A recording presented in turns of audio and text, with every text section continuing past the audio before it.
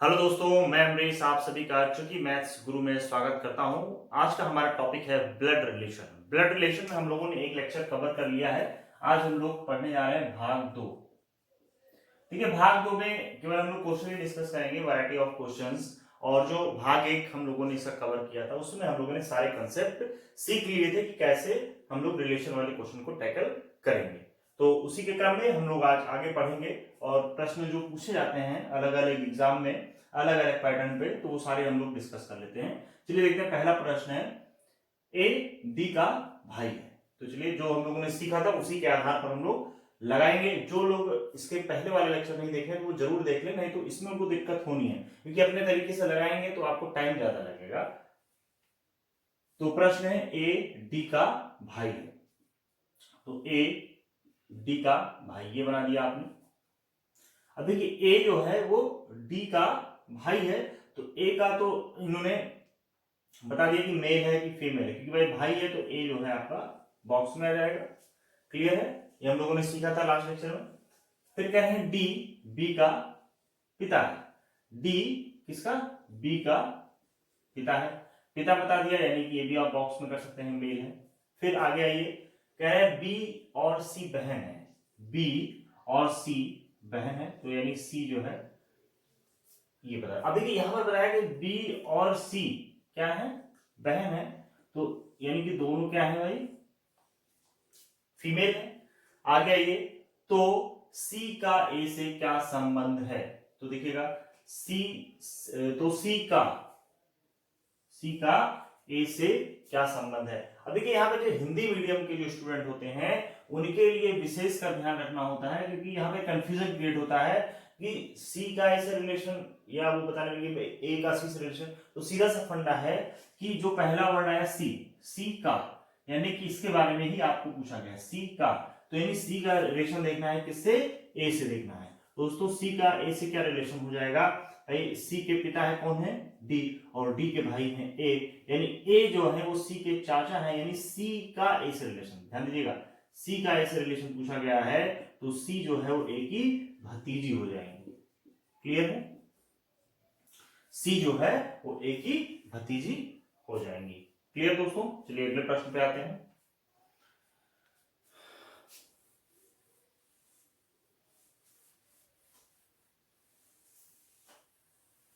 Next है A B का भाई है। ए बी का भाई है, चलिए लिख लेते हैं ए बी का भाई है। फिर आते हैं, देखिए जेंडर जिसके बारे में बताया जाए वही आप बनाएंगे। बी के बारे में नहीं बताया गया कि ये बहन है, यानी कि मेल है या फीमेल है। यहां पर बस ये बताया गया कि ए जो है वो बी का भाई है, तो ए क्लियर है, मेल है। फिर कह रहे हैं सी ए की माँ है। सी जो है वो किसकी? ए की माँ है, बना दीजिए सी ए की माँ बन गई। फिर कह रहे हैं बी डी की पोती है। बी किसकी पोती है? डी की पोती है, यानी कि भाई बी और ए क्या है? ये भाई बहन या भाई भाई जो भी हैं। फिर अब इनकी माता हो गई सी, पोती की बात कर रहा है, यानी कि इनकी भी माता होंगी डी, ये ठीक है। देखिए बी डी की पोती है, तो देखिए इनके लड़की या लड़का जो भी हो जाएगा, तो बी डी की पोती है। यहां पर भी क्लियर हो गया कि क्या है? फीमेल है ये। ठीक है, फिर कह रहे हैं तथा एफ ए का बेटा है। एफ जो है वो ए का बेटा है, चलिए ये बना दिया आपने। फिर कह रहे हैं तो एफ का डी से क्या रिश्ता है? तो एफ का डी से क्या रिश्ता है? तो देखते हैं एफ का डी से क्या रिश्ता है। फिर वही बात आ गई एफ का, यानी कि हमें किसका देखना? एफ का इससे डी से क्या संबंध है? तो ये इनकी बेटी हो गई, फिर ये उनका बेटा, और फिर ये इनका बेटा हो गया, यानी क्या हो गया? ग्रेट ग्रांड सन हो गया। या ऐसे कहिए एफ का डी से रिलेशन पूछा गया, एफ का डी से रिलेशन पूछा गया है, यानी कि इसका क्या हो जाएगा? परपोता हो जाएगा। क्लियर है, परपोता है ग्रेट ग्रांड सन, ये हो जाएगा परपोता या फिर ग्रेट ग्रांड सन। क्लियर है, देखिए ये ध्यान जरूर रखना है, उल्टा मत करिए। एफ का डी से क्या रिलेशन पूछा गया है, यानी एफ जो है इससे डी से क्या संबंध रखता है, तो भाई ये एफ जो है इसका क्या हो जाएगा, परपोता हो जाएगा। उल्टा मत बता दीजिएगा। अगर डी के बारे में पूछा जाता तो ये परदादा या परदादी है ना, क्योंकि फीमेल है तो परदादी हो जाएंगे, लेकिन इसके बारे में पूछा गया है और ये क्या है, मेल है, तो ये परपोता हो जाएगा, यानी कि हो जाएगा ग्रेट ग्रैंड सन हो जाएगा।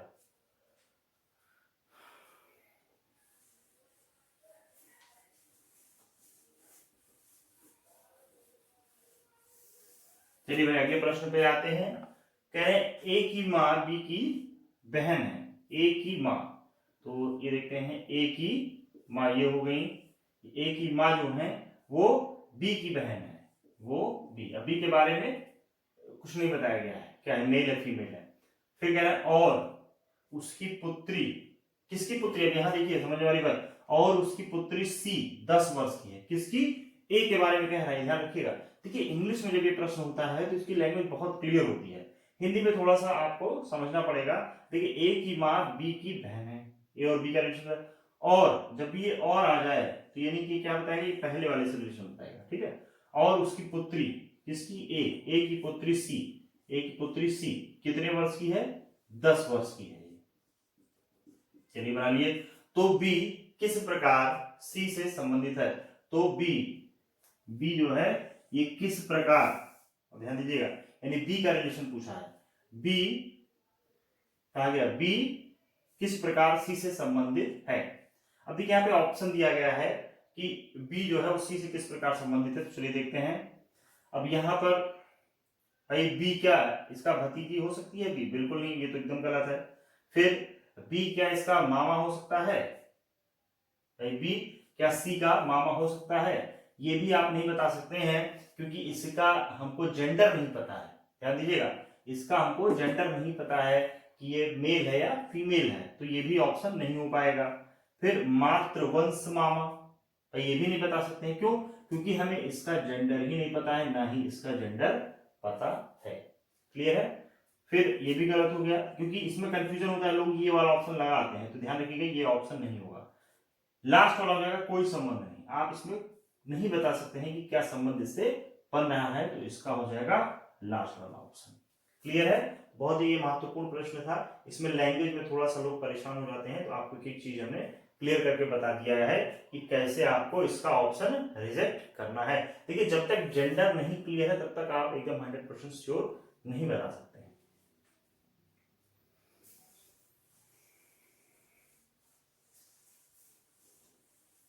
क्योंकि देखिए चैप्टर ये बहुत ही इजी होता है देखा जाए, लेकिन इसमें लैंग्वेज को ऐसा घुमाया जाता है कि एग्जाम में आप जल्दबाजी में गलत कराते हैं। चलिए नेक्स्ट क्वेश्चन पे आते हैं।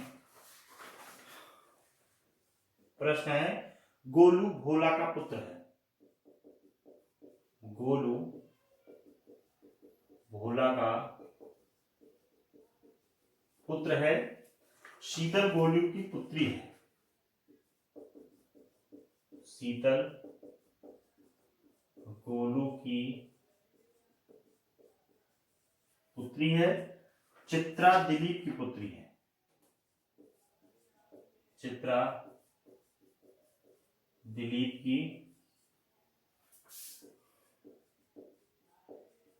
पुत्री है, और दिलीप भोला का भाई है, और दिलीप भोला का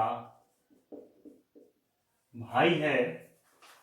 तो बताएं कि चित्रा शीतल से किस प्रकार संबंधित है, चित्रा शीतल से, चित्रा शीतल से किस प्रकार संबंधित है। अभी इसमें ऑप्शन लिख लेते हैं, क्योंकि इसमें ऑप्शन का इंपॉर्टेंट रोल है, क्योंकि हर प्रकार के हमको प्रश्न कर ले रहे हैं कि जिससे एग्जाम में कोई कंफ्यूजन ना रहे। बहन, सी हो जाएगी माता, और डी हो जाएगी सास। ठीक है, इस प्रकार के प्रश्न पूछे जाते हैं, केवल आंट हिंदी में ही लिख दिया जाएगा आंट, है ना, जबकि ये इंग्लिश का वर्ड है, लेकिन कोई परेशानी की बात नहीं है और आसान हो जाएगा, क्योंकि ये जो चैप्टर, कुछ चैप्टर ऐसे हैं रीजनिंग के जो इंग्लिश लैंग्वेज वाले स्टूडेंट के लिए बहुत ही इजी हो जाते हैं, तो उसी में से एक चैप्टर है आपका ब्लड रिलेशन। तो चलिए देखते हैं गोलू भोला का पुत्र है, बना दीजिए भाई, गोलू भोला का पुत्र है, ये बन गया।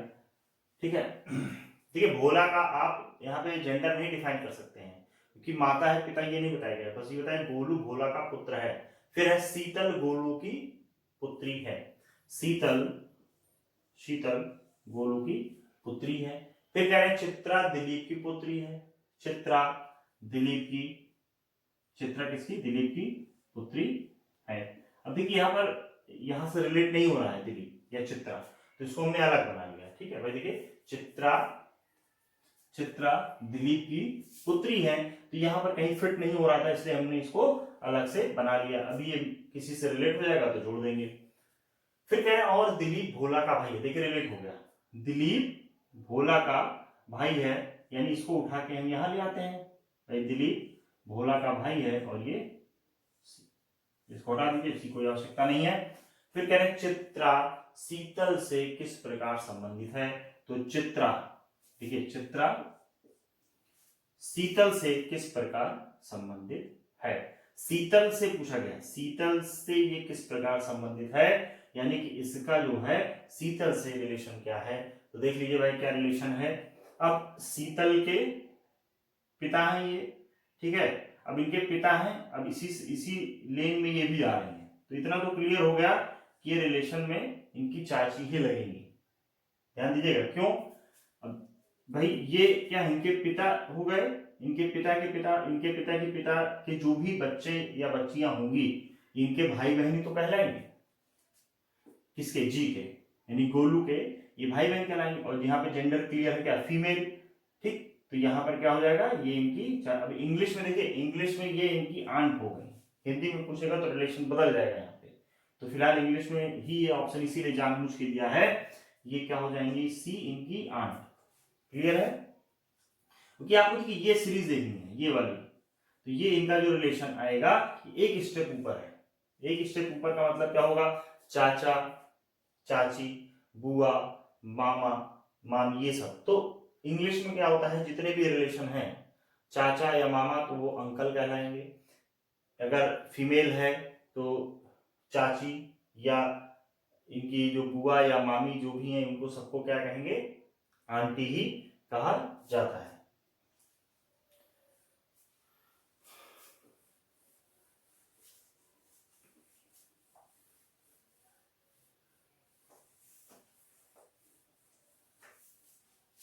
चलिए भाई अगले प्रश्न पे आते हैं जल्दी से।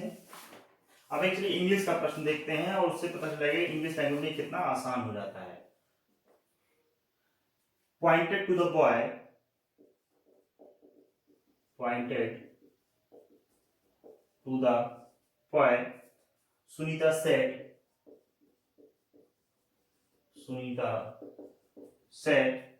he is the son of my grandfathers, he is the son of my grandfather's only son.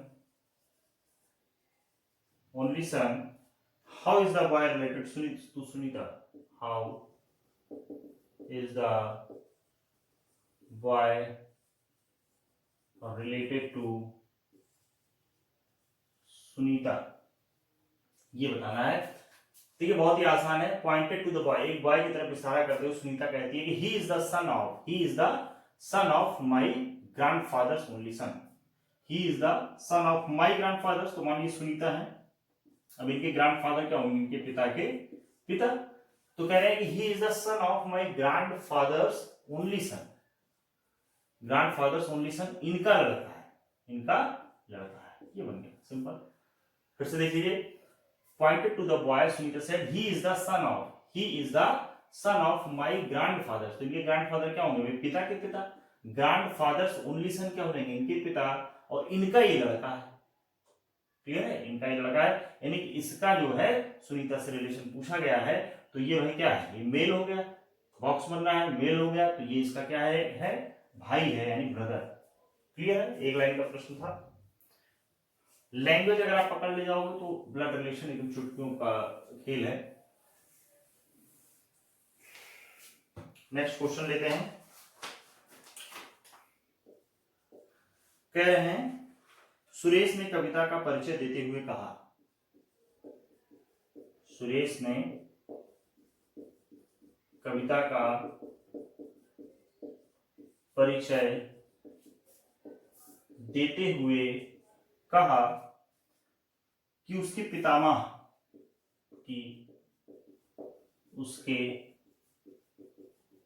Pitamah bracket में दादा, उसके पितामह दादा की पुत्री मेरी पत्नी है।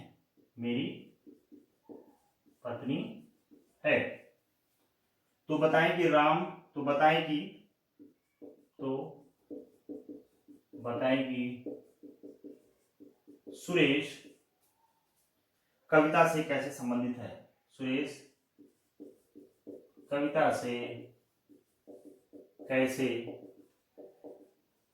संबंधित है। चलिए देखते हैं। वही कह रहे सुरेश ने कविता का परिचय देते हुए कहा कि उसके पितामह, चलिए तुरंत बना लेते हैं, कविता के पितामह कौन होंगे भाई, इनके पिता के पिता हो जाएंगे भाई, दादा देखिए ब्रैकेट पड़ेगा, पितामह यानी दादा की पुत्री, पितामह की पुत्री, चलिए बना लेते हैं इनकी पुत्री हो गई।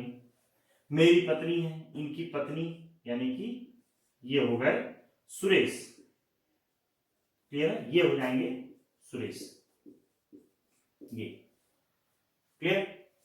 तो बताएं कि सुरेश कविता से कैसे संबंधित है, सुरेश जो है कविता के क्या लगते हैं।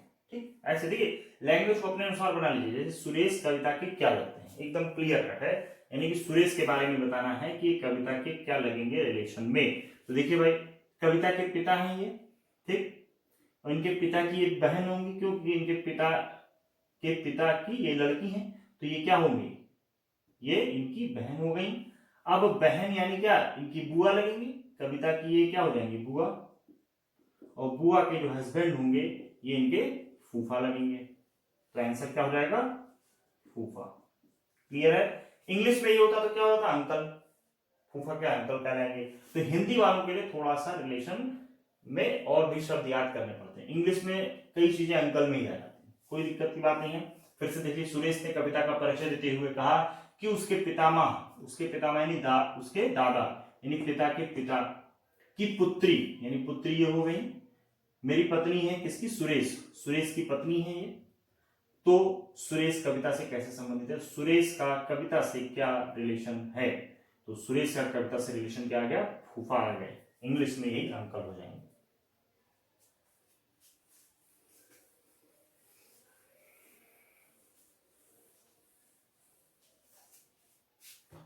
चलिए क्वेश्चन और जल्दी से कर लेते हैं इसमें, और ये चैप्टर फिनिश आपका।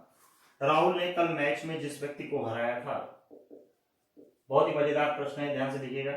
राहुल ने कल मैच में जिसे हराया था वह उसके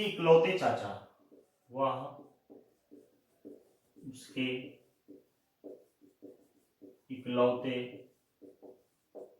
चाचा की इकलौती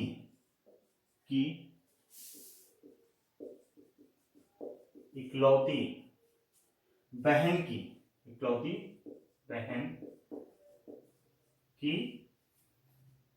इकलौती भाभी